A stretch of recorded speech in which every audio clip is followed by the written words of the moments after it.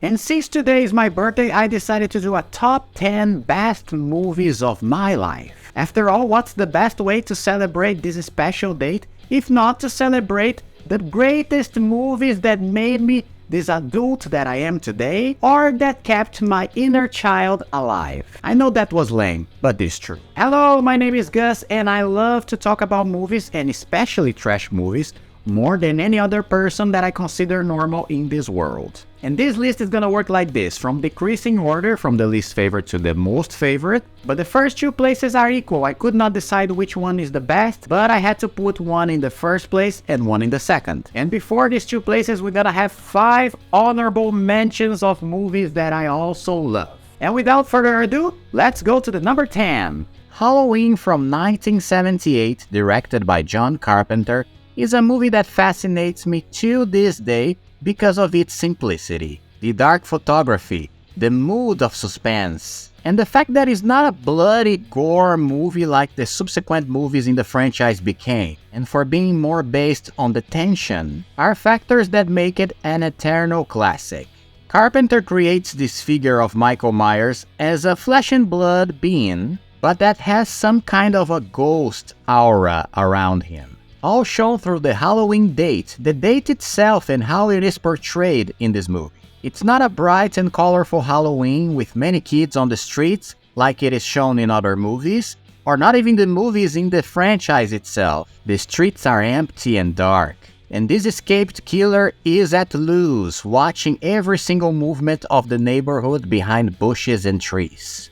Which itself is a very scary concept, and I don't think it was ever reproduced so effectively like in this movie. Very well, and the number 9 goes to Mad Max 2: The Road Warrior, movie from 1982 directed by George Miller. Listen, if there is rock and roll or heavy metal represented in the form of a movie, this is it. I love every movie in the Mad Max franchise, but this one is my favorite, especially for its rusty tone and practical effects in the car chases and collisions. Real collisions, and not the ones that today are touched with CGI effects to become more exuberant and grandiose. Not mentioning the iconic characters for their looks and their personas. There's no better post-apocalyptic movie than this one, and the last 20 minutes of the movie are a big chase of cars, trucks, and motorcycles that till this day is unbeatable. One of my favorite action scenes in movies. And number 8 is... well, this is what I consider my Arnold trilogy. Starting with The Terminator from 1984, directed by James Cameron. A movie that is a symbol of efficiency on how to tell a story of action and science fiction with the apocalyptic background and time travel elements, besides the slasher undertones. A story that makes you care for the main characters in a short period of time, since they are constantly running from our dear cyborg villain, the T-800, played by Arnold Schwarzenegger, that in this movie is intimidating and unstoppable. I already have a weak spot for chase movies, and if it is well developed like this one, wonderful. Number 7, The Predator from 1987, directed by John McTiernan. Talking about a slasher that chase our heroes, in this case stalk them as well. The Predator is a classic from my childhood.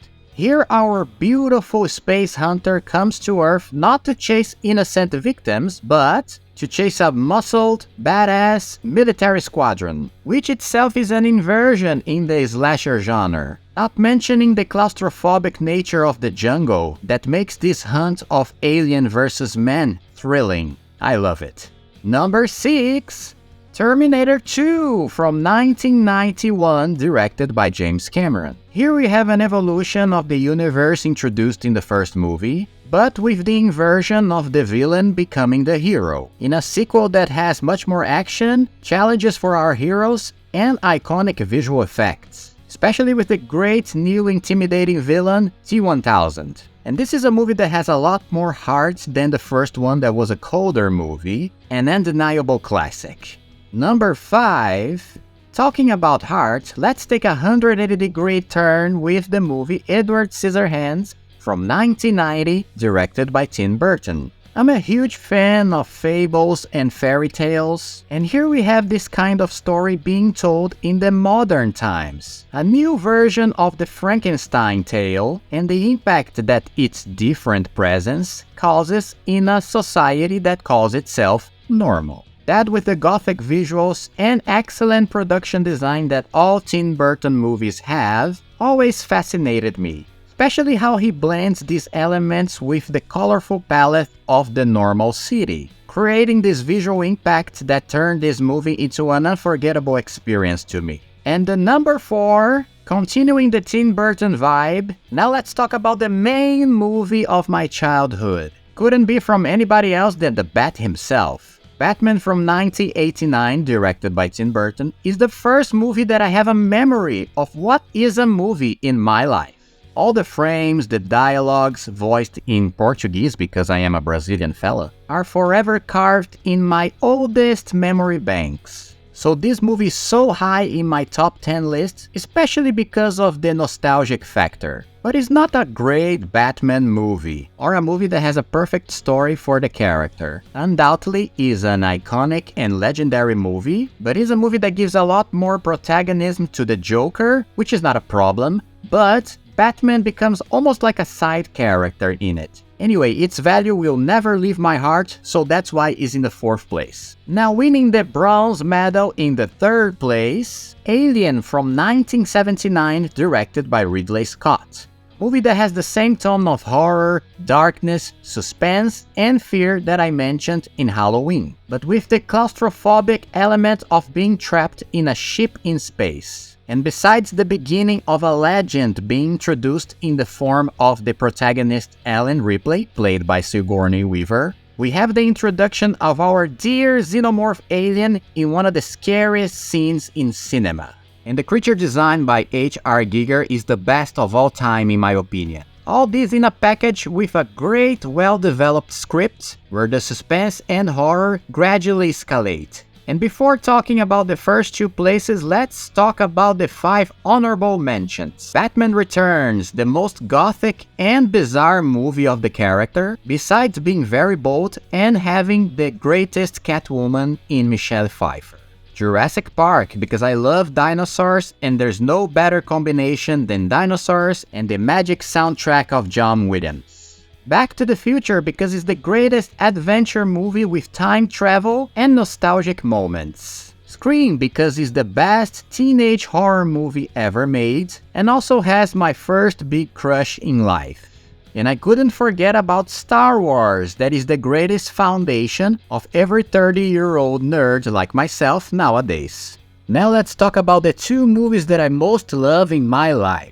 The Exorcist from 1973, directed by William Friedkin, is probably considered the scariest movie of all time, which I agree, but I love this movie because of the ideas and concepts in it, in the center of this very heavy plot, about regaining the faith in the midst of darkness, about the light prevailing over the shadows. Besides that, what I most love about this movie is the realistic tone inserted in the movie that makes these characters gather around such a bizarre and supernatural event.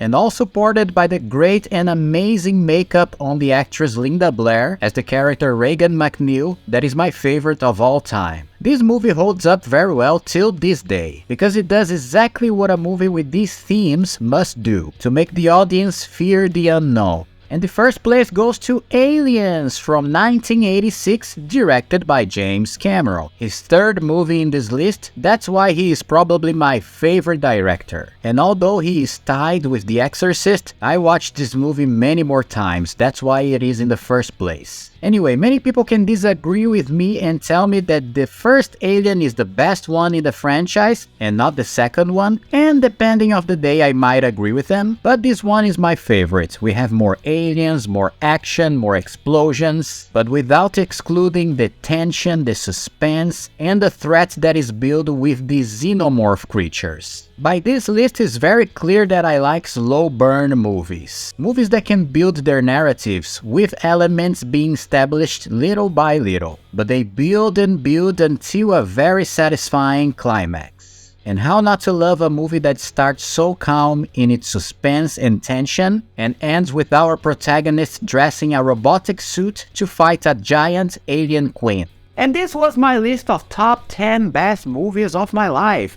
Was it similar to yours? Was it different? Comment below and tell me your list of top 10 best movies. And don't forget to check my other channel of animations called Joe Ripper, and the link for my ebook on Amazon, The Angel of Fire and Steel, a great epic adventure story that takes place in a universe of angels and demons. And also don't forget to subscribe to the channel so I can continue this project of bringing more and more pure trashness to our lives. So see you in the next Trashing with Gus, and bye-bye.